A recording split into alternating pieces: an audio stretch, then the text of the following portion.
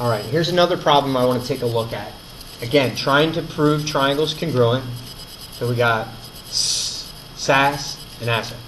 Now we have side, side, side, side, angle, side, or if I was Mrs. LaRosa, we have angle, side, angle. But I'm not from the South, nor am I from Georgia, which are both in the South. But, I mean, I don't even know what I'm saying at this point. Let's get back to the problem. This is what happens when I make fun of Mrs. LaRosa. Things get out of control. But anyway, we've got some stuff in the given that we can use again to apply to this picture. We're trying to prove some triangles congruent. So we're trying to find one of these, right? SSS, SAS, ASA.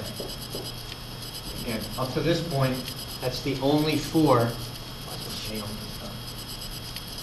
There's that only four. Man, I'm just all over the place.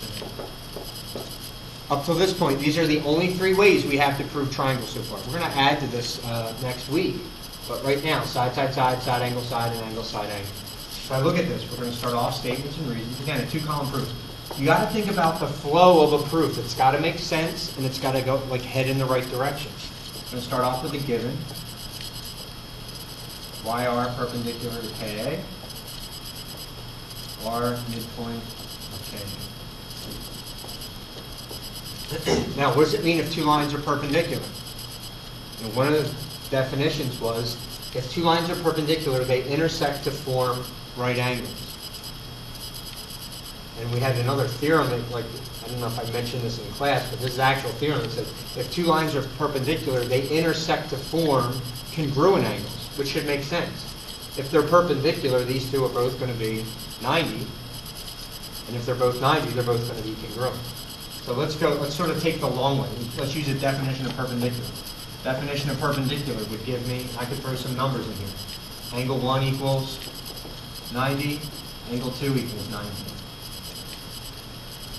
If they both equal 90, what can I do with them? If 1 equals 90, 2 equals 90, I can say angle 1 equals angle 2. I'm going to put a little a in parentheses next to that. And all that is substitution, right? If angle 2 goes 90, I'm substituting it in place of 90 in another equation. That was substitution. I lost my helper system, so it's just going to be me talking. There's an angle. Check. I use that. R is the midpoint of segment KA. What does it mean if R is the midpoint of segment KA? A midpoint, so right now I got angle, angle. A midpoint divides a segment into two congruent parts. So I can use definition of midpoint to say, hey, if that is a midpoint of segment KA, then segment KR and segment RA have to have the same length. KR equals RA. Put an S in parentheses next to that. We just use definition of midpoint. Seems I'm running out of room, so let me just tilt down there so I can get a little more whiteboard in here. That'll work. So now I got segment, segment, angle, angle.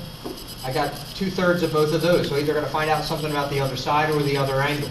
In this case, we got the reflexive side, do we not? That reflexive side, just like vertical angles, allows us to get a side or an angle when there's nothing else in the diagram to work with. So now I can say, hey, YR, segment YR, is equal to segment YR. Or we could just throw in and say they're congruent, it doesn't matter. Put an S next to that. We just use the reflexive property. Anything equals itself. Now, do we have enough to say the triangles are congruent? This order doesn't matter. We got to look back at the diagram to see how it works out.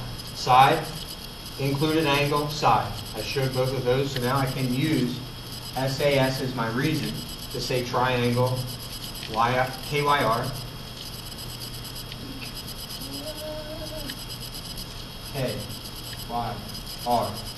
congruent to triangle AYR. And we're done.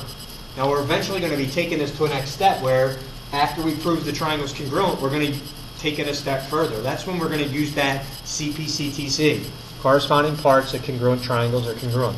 Because once I got triangles congruent, I know all the corresponding sides and all the corresponding angles are congruent. So there's just a different look at another proof involving side angle side, side angle side side side, and angle side angle. I'll do one more where we can throw in looking at side side side, because I've done a proof with side angle side and one with angle side angle. Let me just erase this. Let me go back this way a little. I'll put it up here. So let's suppose, let's think about this one.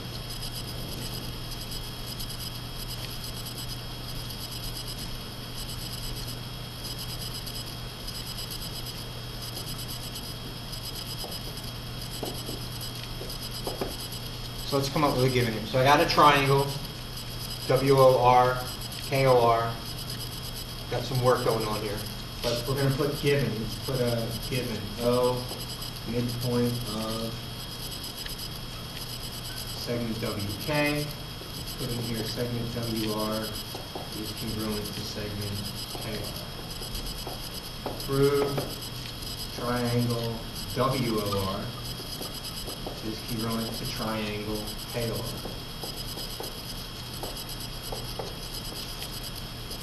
Statements, reasons. What do we start off with? Again, we keep talking about this in class. 99% of the time, we're going to start off with a given. Only if we know we're going to do something to it or use it right away. So we get into some of these proofs that may have like 4 or 5 things in the given. Sometimes there might be something given that we don't even use. You don't want to put that in the proof. That's like that conversation where, the person's saying all this stuff and it's like, all right, just tell me what I need to know. Don't give me all the other extra info that I don't need to know.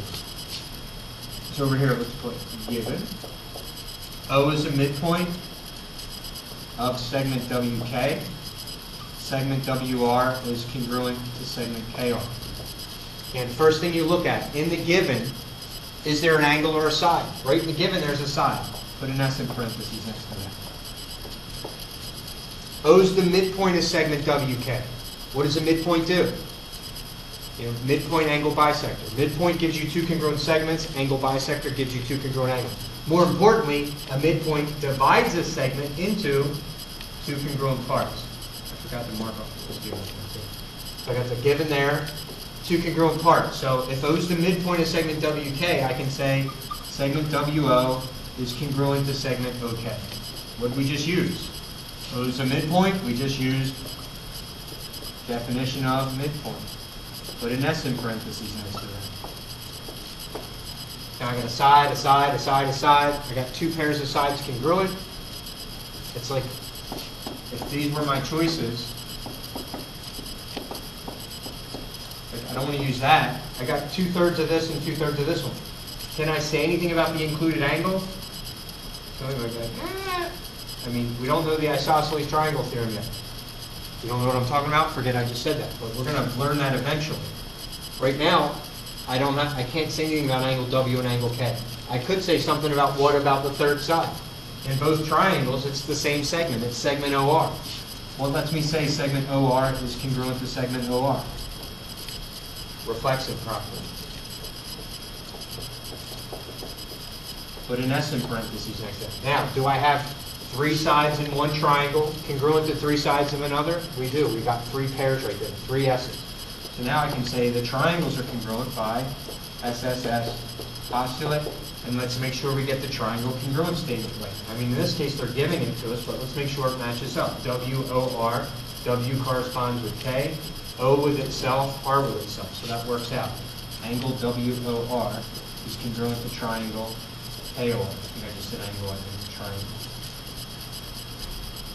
So triangle WOR is congruent to triangle KOR by the side, side, side postulate. So there's just another example of proving triangles congruent. We could keep coming up with more after more after more, but we're going to talk about this some more in class tomorrow.